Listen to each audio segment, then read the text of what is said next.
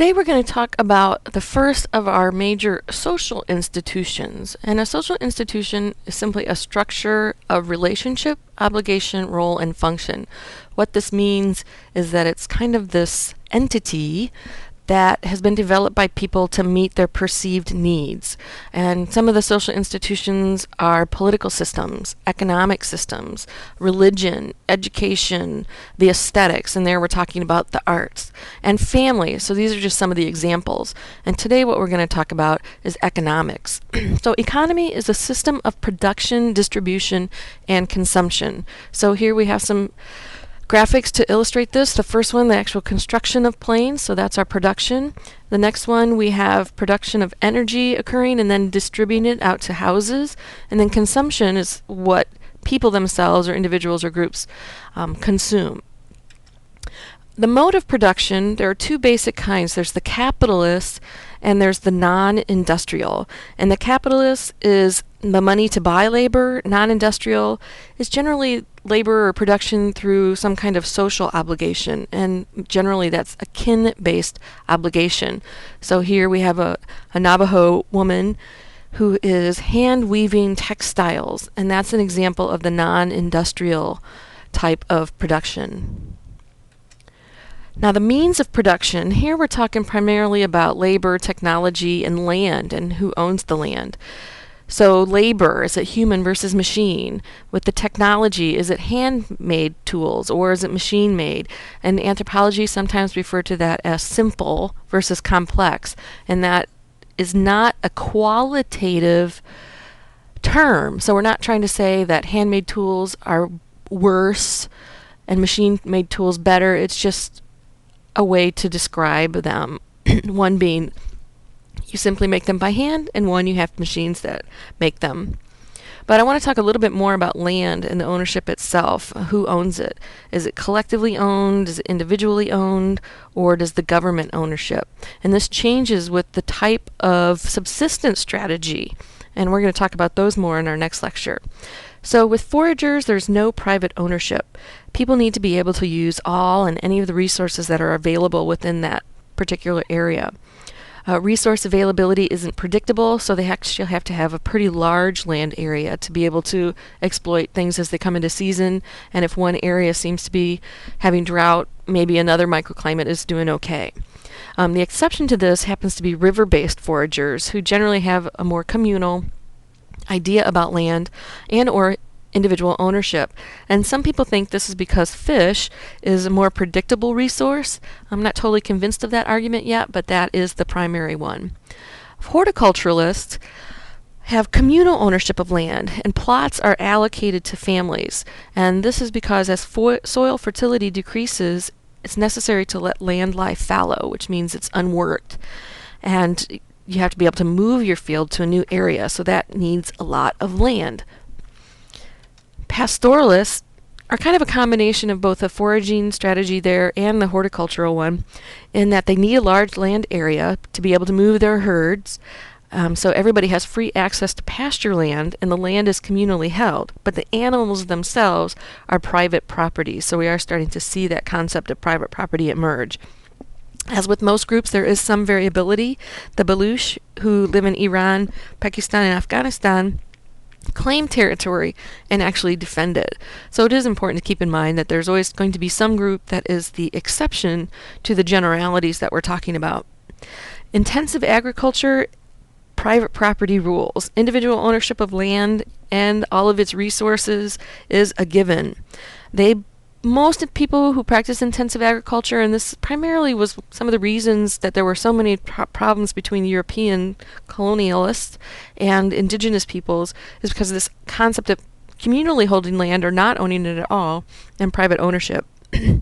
But most people that practice intensive agriculture believe that communal ownership leads to overexploitation, when in fact most of the evidence suggests quite the contrary. So the Borana, who live in Ethiopia, produce more animal protein at a lower cost than Australian cattle ranchers. And you might ask, why are we comparing Ethiopia and Australia? Well, the climates are actually fairly similar.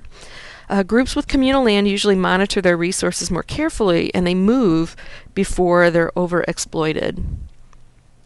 Now, the means of distribution, there are a couple of different ways that goods, resources get out to all the people. And we're going to talk about reciprocity, we're going to talk about redistribution, and we're going to talk about the market principle. And we're going to talk about reciprocity first. And this is the exchange between social equals. And this usually is kinship, marriage, friendship, something along that lines. And we have two types of reciprocity. We have generalized reciprocity and we have balanced reciprocity. Generalized reciprocity is you give to someone without the expectation of immediate return. So here we have some Kung hunters, and whoever gets the kill will share it with the others with no expectation of like, hey, I'm going to give you some meat, you're going to give me a yam or something like that. Or family pooling of resources is another example of this generalized reciprocity. Now, balanced reciprocity is where the giver expects something of equal value in return, and that value is determined by the parties involved. So here we have an example of like a baby shower where the mother-to-be is receiving gifts, and everybody that's there actually has it in the back of their mind that if when it's their turn to have a baby, they'll be getting gifts in return and something of equal value. So gift giving in the U.S. is sometimes considered balanced reciprocity. So we have gift obligations. You're obliged to give, to extend social ties to other persons or groups. To refuse is rejection of that offered relationship and can lead to some bad feelings or even hostilities. The obligation to repay is implied with every gift, so that we expect to get a future gift, and if we don't get one, then people are often considered cheap or unappreciative. Now, both generalized and balanced reciprocity are based on trust and some type of social tie, but we do also have negative reciprocity. And negative reciprocity is where one party tries to get the better of the other party, and this could be through hard bargaining, could be through deception. Some examples would be horse raiding, selling prepared foods to a captive market. So street vendors are considered an example of negative reciprocity. Now, redistribution, this is when goods and services move to a central authority, and this could be a king, it could be a chief, it could be a government, and these goods are then sorted, allocated, and redistributed out to the people. Now, one of the best examples of this actually occurred here in the Pacific Northwest, and that's the potlatch, which is the picture you can see here on the left. And the potlatch is where the chief would be collecting goods from people, usually in some kind of a tribute, for even up to a year, maybe more, and then they would hold this massive feast and give everything away.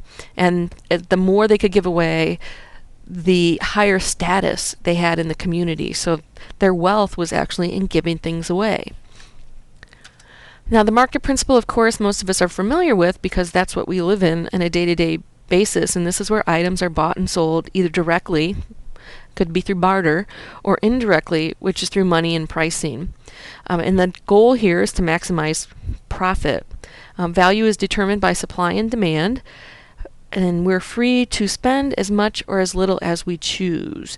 Now, the one thing about supply and demand, which was supposed to regulate prices and keep it competitive so that consumers could actually afford things, is easily manipulated. So if you think about the toy market at Christmas, they'll only produce a limited supply of something that's a highly prized toy that they've marketed to be a highly prized toy, and that way they can up the prices because of the low supply.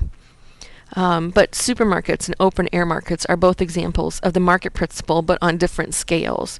So that's it for economics. Of course, it's much more complicated than this, but due to the time constraints we have in the quarter, we're just going to get some real basic ideas here of what an economic system is.